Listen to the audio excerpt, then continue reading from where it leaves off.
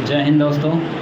तो आज हम फिर तैयार हैं एक नई क्लास के साथ। ठीक है, तो आज हम जो है पिछले कल में हमने सिलेबस के बारे में जाना था और हमने आपको बताया था कि हिंदी का 3 बुक होता है। ठीक है, जिसमें पहला होता है गोधूली, दूसरा होता है वर्णिका और तीसरा होता है व्याकरण। ठीक है, तो आज हम देखना है हमें कि व्याकरण में हमें किस किस टॉपिक से क्वेश्चन जो है पूछा जाता है। ठीक है, अब देखो ऐसे तो बहुत से ऐसे टॉपिक हैं जिससे क्वेश्चन पूछा जाता है। ठीक है, लेकिन इसमें से भी कुछ मेन, ठीक है, जिसको आप VVI बोलते हो। ठीक है, तो उस VVI वाले टॉपिक से कौन से क्वेश्चन से आएगा इसके बारे में हमने कुछ लिखा है। ठीक है, 20-25 पॉइंट लिखा है, 20 पॉइंट है। ठीक है, तो 20 पॉइंट में देखते हैं कौन कौन से पॉइंट से आता है। ठीक है, देखो सबसे पहले हम देखते हैं कि व्याकरण में हमें क्या क्या पढ़ना है। ठीक है, तो देखो व्याकरण में हमें जो जो चीज़ पढ़ना है उस टॉपिक का हमने क्या किया है, ऊपर में लिख दिया है और इसी टॉपिक वाइज जो है आपको अपनी क्लास में जो है वीडियो मिलता रहेगा। ठीक है, तो जिसमें हमने देखो सबसे पहला लिखा है वर्ण विचार। ठीक है, तो आप लोग जो है ना क्लास 5 से ही, ठीक है, जिसको अपना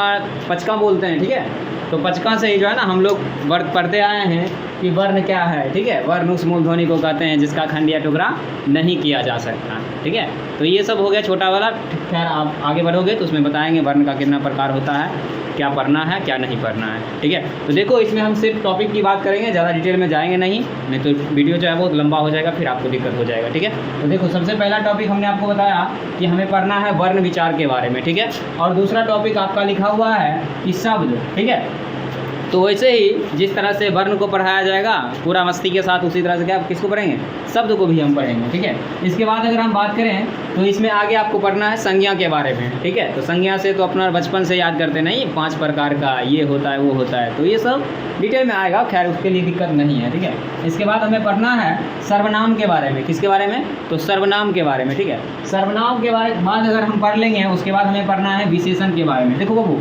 इसमें से जो है ना कुछ टॉपिक आगे पीछे भी हो सकता है। ठीक है, क्योंकि लिखते समय जो है आगे पीछे लिखा जाता है। खैर आपको जब वीडियो दिया जाएगा तो उसमें से जो जो टॉपिक से पूछा जाएगा, इसके अलावा भी एक दो टॉपिक अगर आता है तो हम भी उसको अच्छे से देखकर और देख लेंगे। आपके सिलेबस के अगर अंदर आता है तो हम उसको अभी क्या करेंगे, अपलोड कर दिया करेंगे। ठीक है, फिलहाल आपको हम 20 टॉपिक लेकर आए हैं छांट के, इसको अभी देख लीजिए, उसके बाद हम आगे आपको बताएंगे। ठीक है, तो देखो विशेषण के बाद हमें पढ़ना है क्रिया के बारे में, और जैसे ही क्रिया खत्म होगा उसके बाद हम चलेंगे किस पे, वाच्य के बारे में। ठीक है, और वाच्य खत्म होने के बाद जो है हमें पढ़ना है किसके बारे में, तो देखो अगला टॉपिक आपका है काल। ठीक है, काल के बाद अगर काल मेरा खत्म हो जाता है उसके बाद हम बात करेंगे थोड़ा कारक के बारे में। ठीक है, अगर कारक खत्म होगा तब हम बात करेंगे किसका, वाक्य प्रकार के बारे में। ठीक है, वाक्य प्रकार पढ़ के उसके बाद हमें पढ़ना है आगे संधि विच्छेद के बारे में। ठीक है, संधि विच्छेद में देखो होता क्या है कि एक नाम दिया जाएगा और बोलेगा यह किस किस शब्द से मिलकर बना है। ठीक है, जैसे अगर हम आपको बात करें सबसे पहले संधि जैसे लिखा है,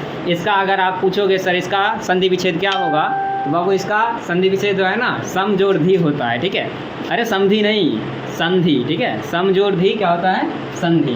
उसी प्रकार से कुछ विलोम शब्द होते हैं। ठीक है, विलोम शब्द में उल्टा, ठीक है, जैसे माता का पिता, भाई बहन, ठीक है, ये उल्टा हो जाता है, इसमें तो कोई दिक्कत नहीं होगा, आप लोग बचपन से पढ़ते आ रहे हो। उसके बाद हम बात करेंगे थोड़ा सा पर्यायवाची शब्द के बारे में। ठीक है, तो पर्यायवाची शब्द में जो होता क्या है कि सभी टॉपिक का, ठीक है, एक जैसे कोई आदमी का नाम होता है ना, ठीक है, जैसे बचपन में कुछ और नाम रहा, आगे बढ़ने के बाद कुछ और नाम हो जाता है, नहीं, जैसे बचपन में नाम मंगरुआ, कलवा, ठीक है, लेकिन आगे जाके अच्छा से नाम आता है तो आदमी क्या करता है, आगे अपना अच्छा नाम बोलता है। तो उसी प्रकार से जैसे यहाँ पे कमल लिखा रहेगा तो कमल का जो है ना 3-4 नाम होता है। ठीक है, ऐसे तो होता बहुत सारा है लेकिन आपको 3-4 याद रखना, उसमें से आपको एक मिल जाएगा। ठीक है, उसके बाद अगर हम बात करेंगे उपसर्ग के बारे में, ठीक है, तो आपको पढ़ाया जाएगा कि जो है ना उपसर्ग जो है कुछ ऐसे शब्द होते हैं जिसमें उपसर्ग लगा हुआ रहता है। उसके बाद होता है प्रत्यय। ठीक है, तो प्रत्यय के बारे में भी आगे देखेंगे।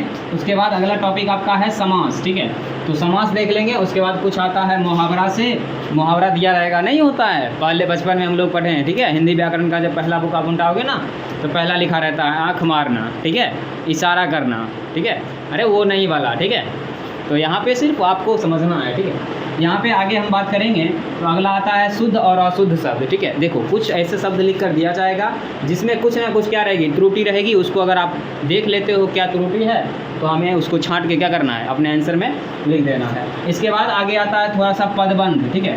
पदबंध में क्या होगा, कुछ वाक्य लिख कर दिया रहेगा, ठीक है, और उस वाक्य को आपको पढ़ के और क्या करना है, आगे बनाना है। उसमें भी कुछ त्रुटि रहेगी, उसको सही करके तब आगे जो है टिक लगाया जाता है। उसके बाद पढ़ना है हमें वचन के बारे में। किसके बारे में पढ़ना है, वचन के बारे में, ठीक है।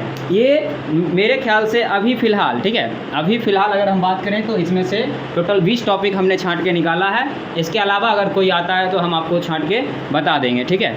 इसके लास्ट में जो है हम आपके लिए एक छोटा सा पंक्ति लेकर आए हैं, ठीक है, जिसमें हमने लिखा है कि कुछ देर की खामोशी है, ठीक है, कि कुछ देर की खामोशी है फिर एक शोर आएगा। कुछ देर की खामोशी है फिर एक शोर आएगा, तुम्हारा तो सिर्फ वक्त आया है, तुम्हारा तो सिर्फ वक्त आया है, हमारा दौर आएगा, ठीक है। तो जय हिंद।